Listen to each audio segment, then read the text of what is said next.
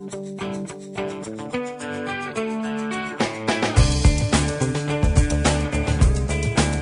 this is Michael McClure at Professional One on Twitter, and I just got back from RETechSouth down in Atlanta, and I wanted to make a really quick recap video to tell you the top 10 takeaways that I got from attending RETSO. So in no particular order, here I go. Number one, the event itself was world class. Brad Nix and Mike Pennington did a great job of organizing this event.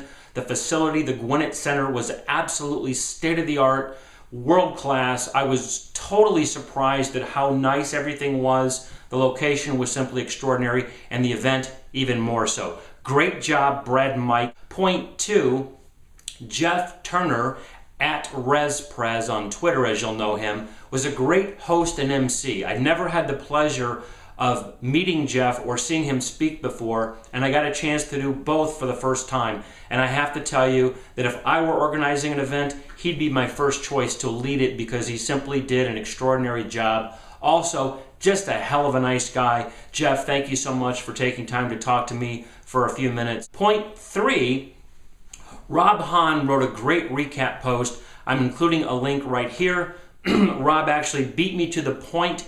I was going to write my usual recap post, but Rob did such a great job that I'm just going to point you at what he said because he really captured the spirit and the big points that I think most people probably got from attending. Point four, the keynote speech was given by Christina Wise of the Good Life team in Austin, Texas. Christina is a friend of mine. I've gotten to know her quite well in the last 3 or 4 months, and all I can tell you is that she did a fantastic job. And I completely agree with all of the points that she made about the real estate brokerage of the future and totally aligns with everything that I've been predicting for the industry for a very long time. Point five, the digital divide is still very much alive and well. I encountered a number of people at the conference who I think have divergent views, certainly from what I think, regarding the future of the industry as it relates to technology and social media. There was a broker panel that took place, which I observed, and there were two brokers. I'm not going to name names. In fact, I don't even know their names, but two gentlemen who clearly articulated what I would call the classic old school vision.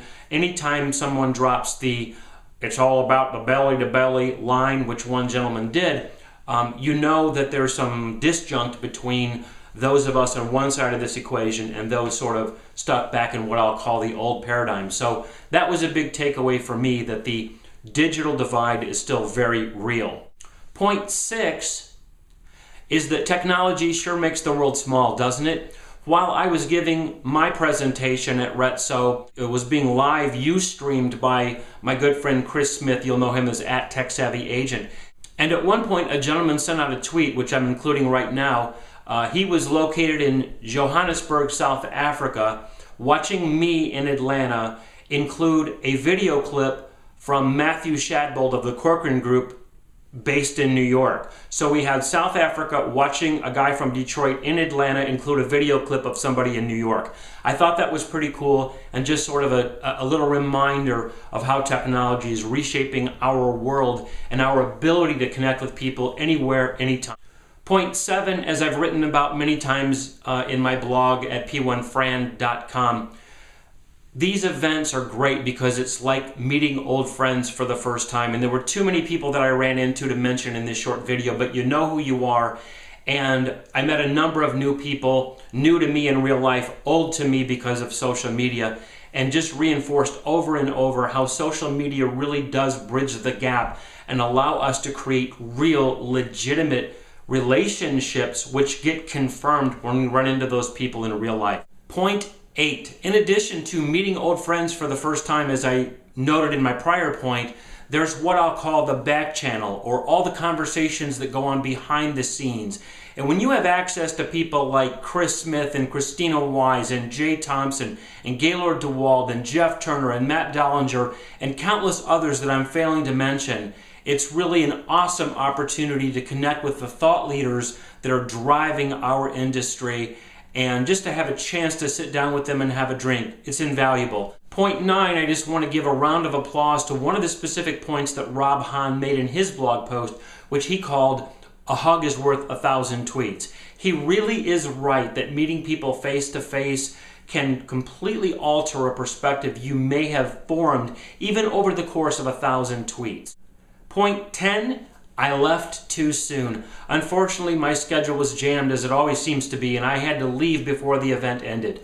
I really regret that because I followed the hashtag and I saw a lot of what was going on, and I know I missed a lot. I can tell you this, I will be back next year and every year thereafter, and I will not leave early next time. As a final comment, I just want to say thank you again, Brad Nix, Mike Pennington, for inviting me, allowing me to speak. I want to thank the people who attended my talk. I'm very flattered and honored that you were there. Chris Smith, Lisa Archer, Lori Davis, Jay Thompson, Christina Wise. I really appreciate the fact that you were there rooting for me and cheering me on. The feedback was very positive. And all I can say in the end is I'm so glad that I attended RETechSouth in 2011. I can't wait to get back in 2012. Until then, thank you so much. Have a great day.